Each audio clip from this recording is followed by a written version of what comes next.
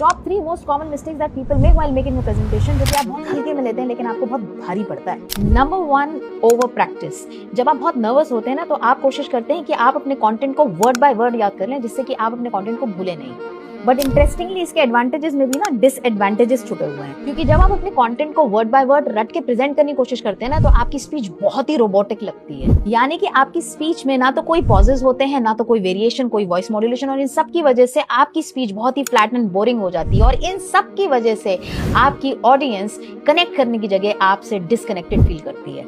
Second disadvantage, जब आप बहुत वर्ड बाय वर्ड रटने की कोशिश करते हैं ना, तो आप बहुत ज्यादा सेंटेंसेस पर फोकस करते हैं, और जब उन सेंटेंसेस को याद करने की कोशिश करते हैं तो आप लेते हैं बहुत बड़े पॉजेस। जब बहुत बड़े पॉजेस लेते हैं तो आप हो जाते हैं नर्वस। कभी कभार आप नर्वस होते होते फ्रीज कर जाते हैं, और कभी कभार क्विट भी कर जाते हैं। So what to do instead?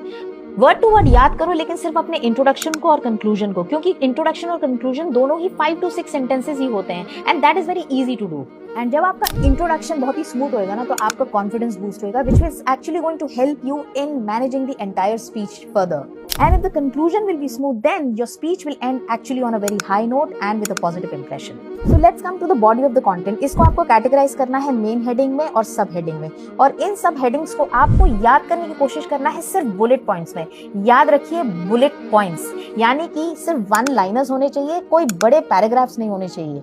और इन 1 लाइनर्स को आपको समझाना है उन्हें अपने ही वर्ड्स में, और जब आप अपने वर्ड्स में उन्हें एक्सप्लेन करेंगे ना, तो आप बहुत ही नेचुरल साउंड करेंगे और आपकी ऑडियंस आपके साथ बहुत कनेक्टेड फील करेगी। वेल, वीडियो बहुत लंबी हो चुकी है, so I am going to cover the second mistake in my next video.